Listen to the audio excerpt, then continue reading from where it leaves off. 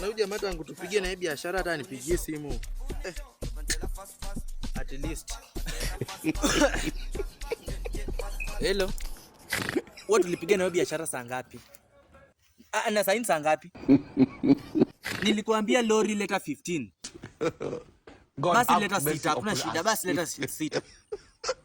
Ukuje tu unipate penye ulikuwa unanipatanga hapo. No problem. Yeah. Hakuna shida, wewe kuja, unaona? Hiyo biashara. Utanisha watu. Wewe hesabu, hisabati, mathematics. Mwalimu ambaye alikuwa anapenda kuniamusha. Mwa mkoko nyuma ufanye hesabu, find the x. Leo umekuja kunini? Mimi pia nataka unifindie the x. Shida yako ni yaani mimi. Si unajuanga hiyo mtihani ya mwisho yenye nilikuwa nitoke shule yenu niliwaibia. Uliibia nani na mimi ulikuwa unapenda kunidori huko nyuma. Mwamka vijana, huyu kijana mrefu Petero na hawa wasichana hapo mbele kina nani? Kina naanzia au na Chumbi. Mimi Chumbi anaanga shida, Chumbi ni mori yangu, lakini kwa nini ulikuwa unapenda kunidori? Leo shida ni nini? Bibi maisha imekataa ninateseka. Yaani hata nyumba walinifungia. Venye nilipeanga msichana mwenye ako army mimba ukakuja ukaanza kusema wewe sijui wanipeleke kwa maskari nikaita 35 years. Mungu ni nani? Msichana anaitwanga nani? Acha anaitwanga nani? Anyway, Abiola. Anyway, wewe nisaidie sana. Na Abiola by the way sasa alienda wapi? Si yako kwangu nilimuoa. Msichana mpenda huyo. Ongeongea shida yako. Shida ni nisaidie kwa tu yani hata mahali pa kulala leo yani hata chakula tu ya kukula tu leo. Masaa zinasonga, lunch imefika, nataka kwenda kwa mama nini kula hapo Kideri.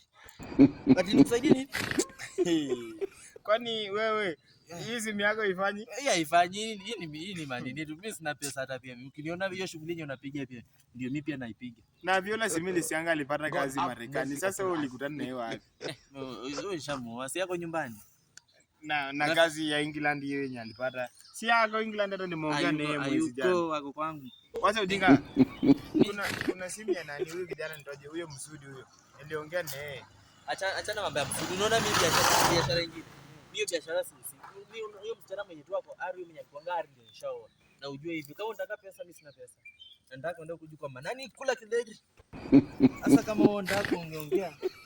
Ona shida yako ni pesa. Nisaidie kwa kweli hata lunch tu ya leo tu peke yake. Unajua kuosha vyombo? Mimi kuosha vyombo ni moshi.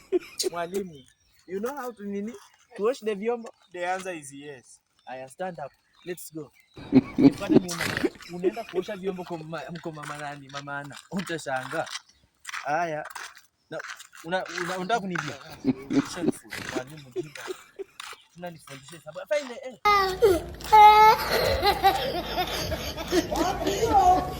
Wapi?